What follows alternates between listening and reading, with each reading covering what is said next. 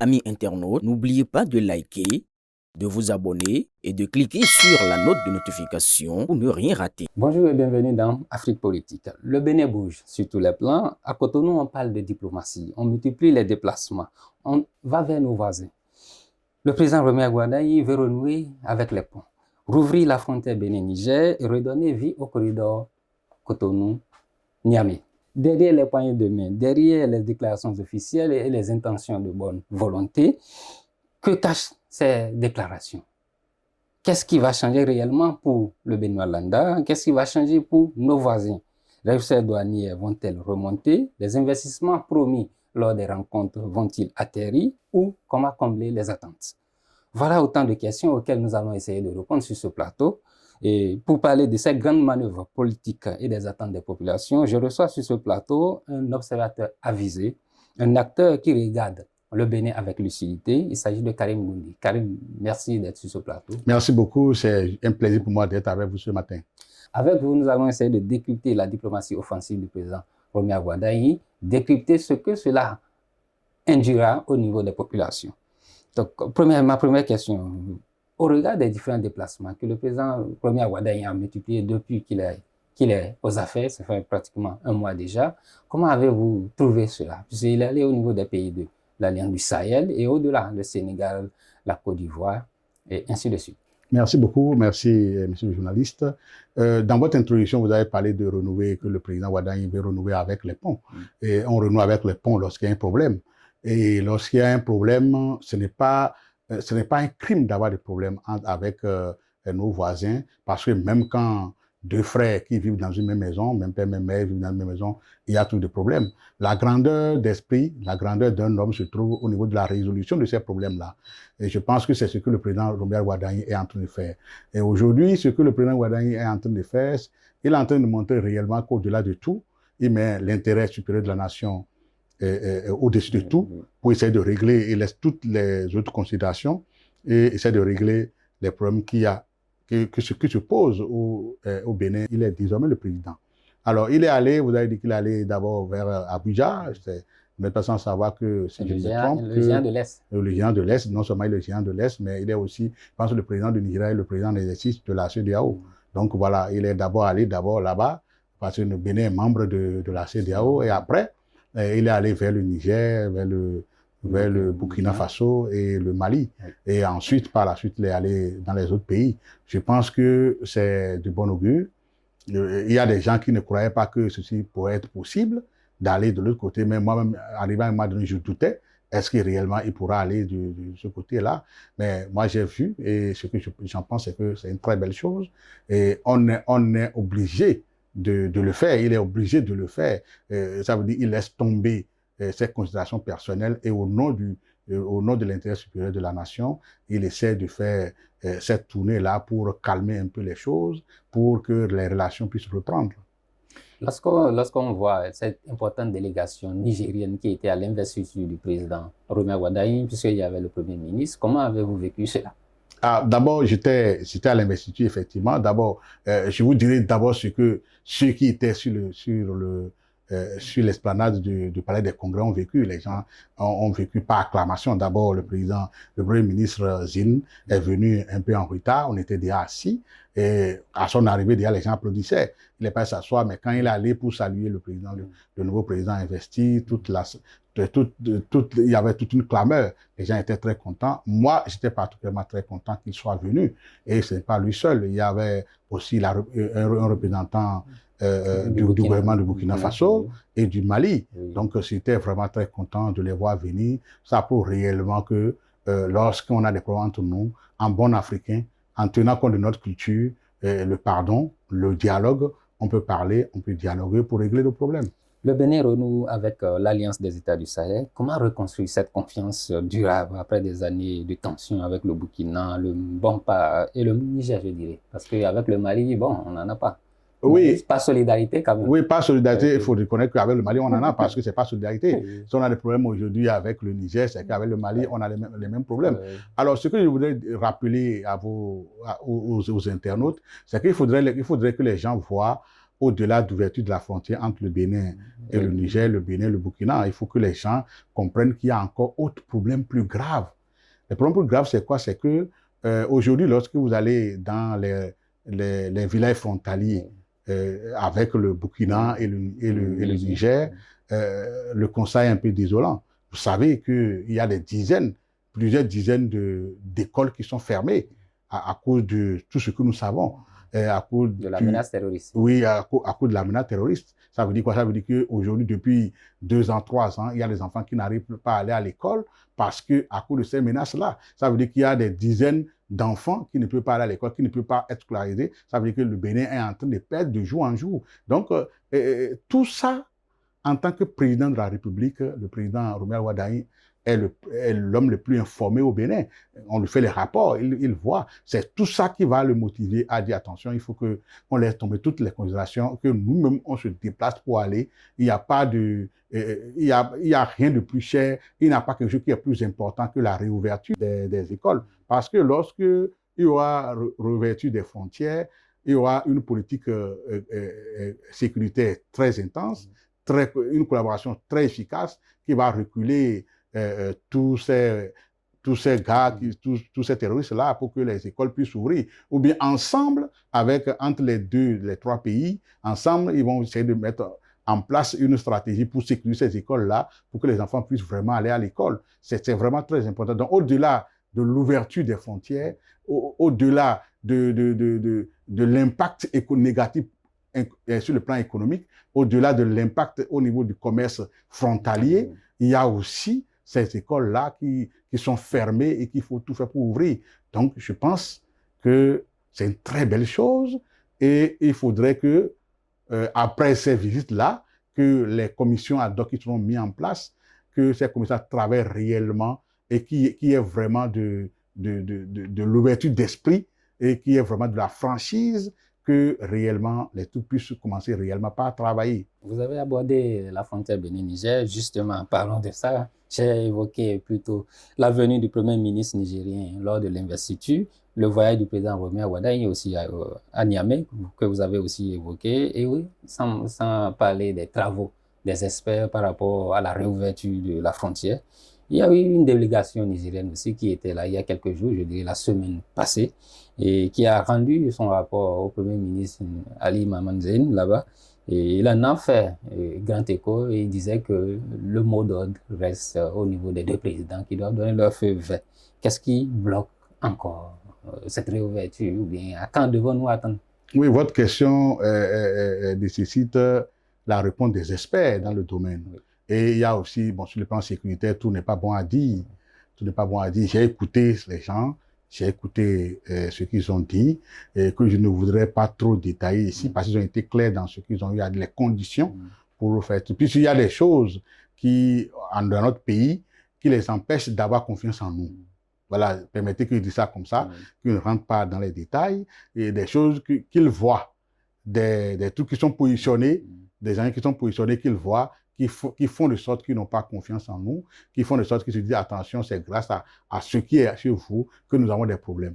Je pense que là où les discussions sont arrivées, c'est les discussions de haut niveau. Là où c'est arrivé, je pense qu'au nom de l'intérêt supérieur de la nation, je pense réellement que tout ça va se dégager, que réellement les frontières vont s'ouvrir et que la collaboration doit être vraiment étroite. Si la frontière venait à être ouverte, qu'est-ce que cela va induire au niveau des populations? Alors là, ça va essayer pour qui connaît le Niger, pour qui connaît le Malanville plutôt, pour qui connaît Sebana. Bon, c'est vrai, Sebana, c'est avec le Nigeria. Oui. Pour qui connaît la frontière Madikali, oui, et ils doivent savoir que réellement le commerce frontalier est très énorme, et toutes les marchandises qui quittent Cotonou pour rentrer dans le Niger passent par ces endroits-là. Il y a les dédouanements qui sont là, et en plus, tous ces voyages du président Romuald Wardani, il faudrait que les gens comprennent que ce n'est pas seulement diplomatique, c'est aussi économique. C'est aussi économique parce qu'il ne sert à rien d'avoir un port si le port n'a pas de marchandises. Il ne sert à rien d'avoir un port si le port est sec. Bon, le port, on a un port mouillé qui est là et on a un port qui accueille des navires avec des milliers de conteneurs. Il faudrait que ça puisse continuer. Je pense que le président Ouattara, d'une manière stratégique, est allé dans ces pays-là pour déblayer le terrain, pour renouer avec le marché du port de Cotonou. En réalité, le port de Cotonou dépend à plus de 50% de ces importations au niveau du port pour que les marchandises du Mali, du Niger et du Burkina Faso puissent être enlevées au port de Cotonou. Il faut reconnaître même qu'il y a même souvent certaines marchandises qui vont au Tchad.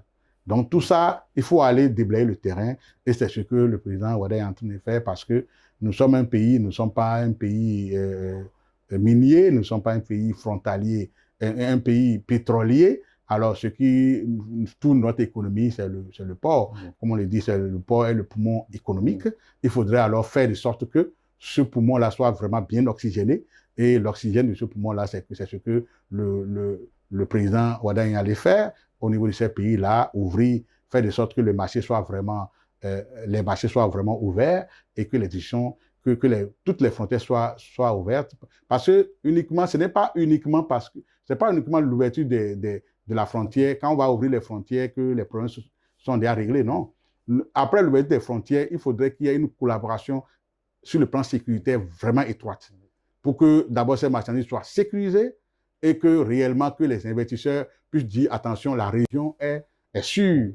Donc c'est un grand travail qui nous attend et je pense que tout Béninois, là où nous sommes, nous avons le devoir de nous mettre à disposition pour aider le gouvernement, de sorte que le gouvernement puisse réussir ce challenge-là et reprendre pour que le port de Cotonou vraiment reprenne ses lettres de noblesse. Justement, à propos de lutte terroriste, vu que nous sommes en train de renouer avec les pays de l'Alliance des États du Sahel, comment trouver la stratégie pour combattre ce terrorisme-là qui embrase la sous-région? Par rapport à votre question, je voudrais lancer un appel important aux populations parce que les populations jouent un rôle important dans la production de la sécurité. C'est la coproduction de la sécurité de qualité. Et lorsque vous ne donnez pas les bonnes informations aux agents de l'ordre, aux forces de l'ordre, elles ne vont pas produire une sécurité de qualité. Vous savez très bien que ces messieurs qui viennent semer de la terreur dans nos villages, au niveau de nos frontières, viennent toujours à votre contact, sont dans nos marchés, sont dans les mosquées, vont à l'église, sont partout dans les hôpitaux. Ils se promènent. Avant d'attaquer, ils viennent toujours faire de la reconnaissance. Et c'est vous qui êtes en contact avec eux. Donc c'est vous qui allez produire, donner des bonnes informations à ceux qui s'occupent de la production, de la mise en place d'une politique de sécurité efficace. Donc c'est pourquoi les populations, vous avez un rôle très important à jouer. Lorsque les frontières seront ouvertes, vous avez un rôle très important à jouer en vous organisant au niveau des villages, au niveau des communes, au niveau des arrondissements, pour pouvoir informer les autorités compétentes à temps. Au temps de la Révolution, il y avait une stratégie qui a été mise en place qui était très importante, qui était très efficace. Quand quelqu'un rentre dans un village, le premier réflexe, c'est d'aller voir le chef du quartier ou le chef du village. Et vous, propriétaire qui hébergez quelqu'un, vous devez aller le déclarer au niveau du chef du village. Quitte à lui de faire le rapport au maire, quitte au maire d'envoyer l'information au préfet, et ainsi de suite. C'est comme ça qu'on produit la sécurité, une sécurité de qualité. Donc, quand les frontières seront ouvertes, ne croisons pas les bras pour observer les gouvernants. Rendons-nous disponibles pour donner des informations de qualité. Parce qu'à cause des activités de ces gens-là, il y a certains de vos enfants qui ne vont pas à l'école. Le gouvernement a construit des écoles dans les villages. Maintenant, c'est à nous de faire de sorte que ces écoles soient sécurisées pour que les enfants puissent aller à l'école. Donc, ouverture de la frontière, oui.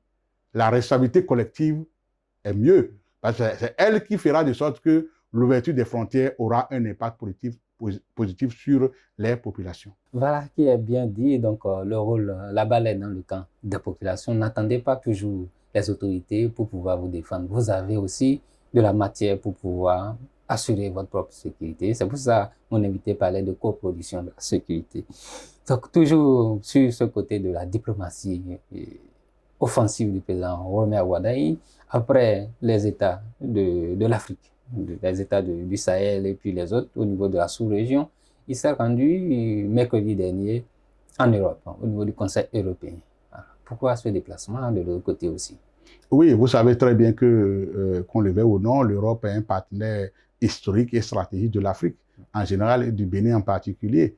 Pendant longtemps, depuis notre indépendance, on était toujours basé sur les pays européens pour les financements, pour les gros financements. Et souvent, on va souvent au niveau des pays européens, notre partenaire stratégique, la France, notre partenaire historique et stratégique, la France, pour avoir quand même des financements au niveau des institutions de Bretton Woods. Donc, il faut aller quand même expliquer aux populations. D'abord, on a eu déjà une alternance pacifique.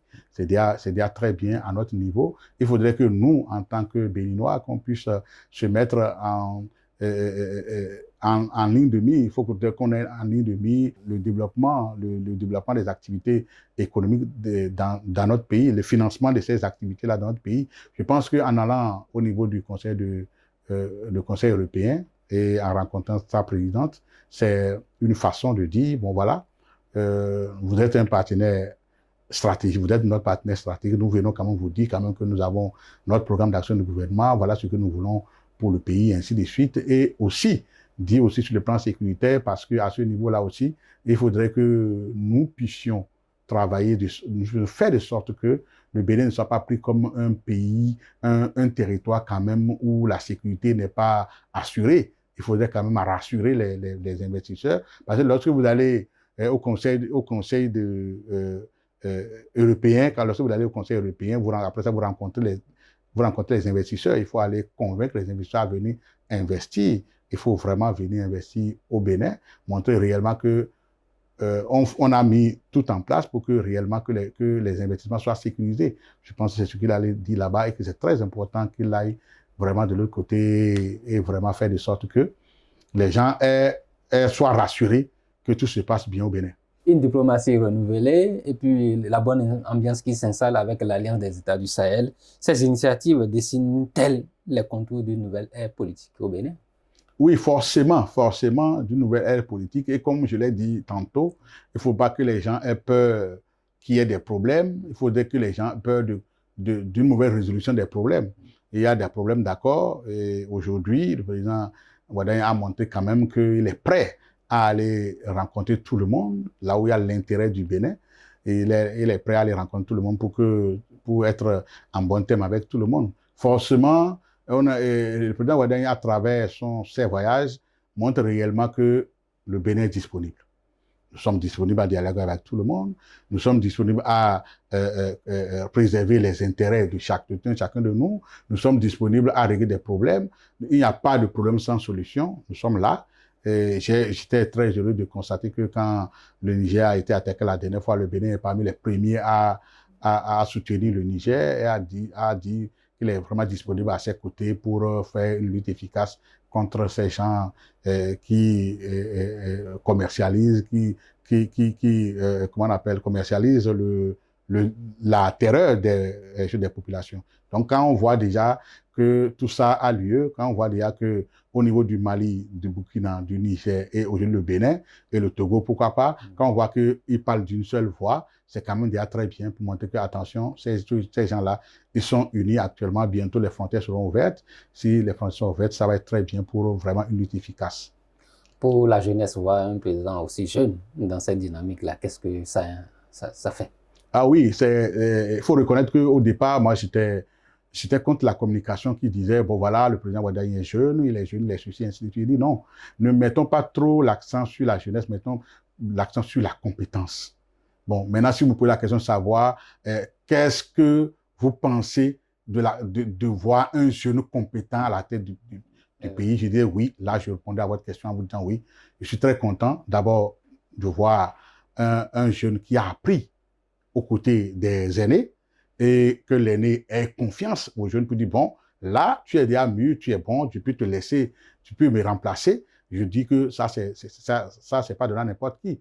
Parce qu'avant qu'on ne te prenne, avant qu'on ne te donne une charge aussi lourde, c'est qu'on a vu des qualités en toi. Et surtout qu'il était à l'œuvre, on n'a pas vu pendant 10 ans, quand même c'est le ministère, le plus grand ministère, c'est le ministère qui bouge le plus, on n'a pas vu un scandale à cette cas mêlé où il est mêlé. Donc ça veut dire réellement qu'il a mis les intérêts du pays au-dessus de tout. Et moi, je suis très fier de constater que jeune, oui, mais compétent, d'accord. Ça peut inspirer les autres pays? Oui, ça peut inspirer. Il faut que ça inspire les autres pays. Parce que c'est l'oligarchie ailleurs. Ah non, il faut que ça inspire les autres pays. Pourquoi? Parce que ce n'est pas que nous sommes contre ceux qui sont un peu plus âgés. Encore que vieillir, c'est une grâce. Lorsqu'on vieillit, c'est une grâce. Donc, dire qu'aujourd'hui, nous sommes dans une ère, dans une nouvelle ère, pour dire que réellement, avec ce qui est en train de se passer, qu'un président jeune réfléchit autrement. D'abord, notre constitution, il faut reconnaître que notre constitution, depuis 90, a limité l'âge à 110 ans. Nous, on s'est dit déjà à 110 ans, il faut aller à la retraite. Vous ne pouvez plus courir de gauche à droite. Parce qu'un président d'abord, c'est une fonction exceptionnelle, un calendrier exceptionnel. Un président de la République n'a pas de jour, n'a pas de nuit. Il voyage, il bouge, ainsi de suite. Bon, le corps arrive à un moment donné, le corps ne peut pas. Bon, moi, je trouve que notre constitution est très bien et que notre constitution est plus que même les pays qui se disent de grande démocratie. On a vu des présidents ici, je ne vais pas citer des noms, qui n'arrivent même pas à tenir debout. Donc, là, quand c'est comme ça, ce n'est pas du tout bien. Il faut aller à la retraite. Et quand on est plus jeune, d'abord, nous, notre constitution limite. Et en plus de ça, nous avons eu quand même un président qui a accepté, dans sa majorité présidentielle, de prendre quelqu'un quand même moins de 50 ans. Et donc, c'est vraiment très bien. Si les autres pays peuvent s'inspirer de ça, ça veut dire que le dialogue va être très bien. Entre jeunes, présidents jeunes, ils iront vers leurs aînés pour prendre des conseils, pour faire évoluer les choses. Je reste toujours sur le président Ouaddaï qui était en Europe, comme je l'ai dit, à Bruxelles. Il a pris le train, rencontre internationale. Est-ce que ce n'est pas anodin pour un président de prendre le train? Mais il faut, c'est-à-dire, le président Ouaddaï veut montrer qu'il est free, qu'il n'a pas... Peut-être que c'est parce que la sécurité ne nous permettrait pas. Il pouvait prendre un vélo, il pouvait prendre une moto pour aller, il n'y a pas de souci.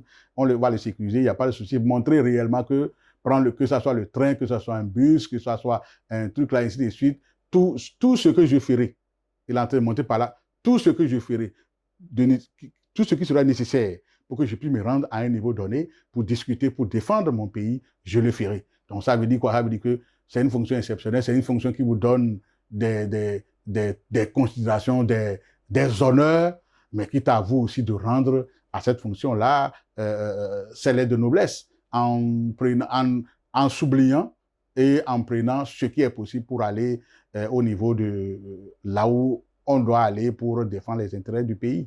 Un mois déjà que le président Rohmer Ouaddaï est aux affaires. Un mois après, on se dit qu'est-ce qui nous réserve encore au regard de tout ce qu'on a vu. Oui, bon, en un mois, on ne peut pas savoir réellement ce qui nous réserve. Il faut reconnaître que ce qu'on peut dire simplement, c'est que... Mais il en a fait beaucoup en un mois. Oui, bon, en un mois, pas beaucoup, il n'a pas fait beaucoup, mais en un mois, ce qu'il a posé comme acte est prometteur. Voilà. Ce qu'il a posé comme acte nous montre réellement que, attention, il se dit, on est en face de quelqu'un qui veut vraiment mouiller le maillot pour le Bénin, c'est ce que ça nous montre. Ça nous montre que les problèmes que le Bénin avait, il est prêt à rentrer, mais c'est dans la boue partout pour régler ces problèmes-là. C'est ce que moi j'ai constaté et qui m'a paru très bien. Pour vous dire une petite anecdote, j'ai un ami qui est aux États-Unis, qui vit aux États-Unis par exemple, qui était contre l'arrivée du président Ouaddaï. Mais quand il a vu les premières actions, il m'a écrit, il m'a dit, mais attention, ce que je vois là, mais s'il continue comme ça, je pense que ça va aller. C'est ça justement. C'est montrer que réellement, en un mois, le président Ouaddaï nous a montré que je suis prêt à mouiller le maillot. Je suis prêt à parler avec tout le monde. Je suis prêt à aller là où il faut aller. Et Dieu merci, il est en bonne santé, il est jeune, il vient d'avoir 50 ans. Ça veut dire qu'il a encore beaucoup d'énergie et il va bouger. Tout ce que j'ai à dire à ses collaborateurs, ses propres collaborateurs, c'est qu'il faut qu'il se prépare pour vraiment beaucoup voyager. Il faut qu'il fasse beaucoup de sport parce qu'il va vraiment voyager. Il va vraiment aller vers des contrées pour régler nos problèmes. Et moi, je lui souhaite bon vent. Est-ce qu'on pourra suivre son élan au regard de ce dynamisme, cet entrain-là? On est obligé de suivre. On est obligé de suivre parce qu'on a vraiment des défis à relever. Il y a des défis vraiment importants à relever et on est obligé vraiment de faire un effort pour suivre ce qu'il est en train de faire. Et il faut aussi, comme nous sommes un peu croyants, il faut prier pour lui. Il faut que vraiment il puisse vraiment réussir. Parce qu'il faut que les gens se comprennent qu'aujourd'hui, c'est le tour de celui qui est là aujourd'hui. Demain, ça pourra être votre tour. Donc, lorsque quelqu'un est là et que c'est son tour et que vous lui souhaitez du mal, mais si Dieu vous donne le pouvoir, est-ce que vous allez aimer que les gens prient pour que vous ne réussissiez pas? C'est pas forcément être dans le gouvernement, c'est pas forcément être nommé, mais de votre point, là où vous êtes, il faut quand même vous montrer disponible et dans vos prières pour que les choses puissent avancer. Dégager de bonnes énergies pour accompagner le président qui est en place. Monsieur Goundi, nous sommes presque au terme de cette émission. Quel est votre dernier mot à l'endroit de ceux qui nous suivent depuis quelques minutes? Okay, merci beaucoup, monsieur le journaliste. Mon mot de fin, c'est dit qu'un mois que le président Wada vient de faire, il nous a montré des choses qui donnent espoir. Je prie Dieu pour qu'il puisse vraiment continuer sur cette lancée. Il ne faudrait pas que ça soit quelque chose de temporaire et après, il va oublier ce qu'il a fait, mais je ne pense pas qu'il puisse oublier. Je pense qu'il va continuer sur la même lancée et que ça continue pas à être comme ça. Je prie que ça continue vraiment pas à être comme ça. Et on a des défis sur le plan interne, des défis sur le plan externe que nous devons relever. Il faudrait qu'on puisse réellement se concentrer pour réellement l'aider à pouvoir réussir sa mission. Et je viens de le dire dans l'émission, ce n'est pas forcément que vous soyez nommé. Non, ce n'est pas forcément que vous soyez nommé. Lorsqu'il y a le bon vivre dans le pays, ça profite à tout le monde. Lorsque le Bénin fait des merveilles, ça profite à tout le monde. Aujourd'hui, nous avons les Amazones U17 qui sont qualifiées pour la Coupe du Monde. Lorsque la Coupe du Monde va commencer du côté de la Pologne, c'est le Bénin. Lorsqu'elles vont faire de belles actions, elles vont gagner, on serait content pour le Bénin. Donc, il faudrait qu'on reste soudés et qu'on fasse de sorte que celui qui est mis là, que la personne puisse réussir pour le bien des générations futures. Merci Karim Goundi pour cette analyse sans complaisance. Aujourd'hui, sur ce numéro, Afrique Politique a posé une question qui mérite d'être entendue. La diplomatie béninoise est-elle en train de rattraper le temps perdu? Vous avez eu votre réponse à travers les différents développements de notre invité, les voyages, les poignées de main à travers les déplacements du président Roméo Wardani. Tout cela est nécessaire, mais les Béninois veulent qu'il aille encore plus loin à travers l'ouverture de la frontière Bénin-Niger qui arrangera les relations au niveau de la sous-région et afin que aussi le port puisse renouer avec ces transactions au niveau du transit vers le Niger. Notre invité a essayé de mieux nous éclairer par rapport à ses ressentiments, par rapport aux propositions, aux attentes des populations. Vous les avez entendues. Merci de nous avoir suivis et prenez le rendez-vous du prochain numéro, toujours Afrique Politique sur BL TV.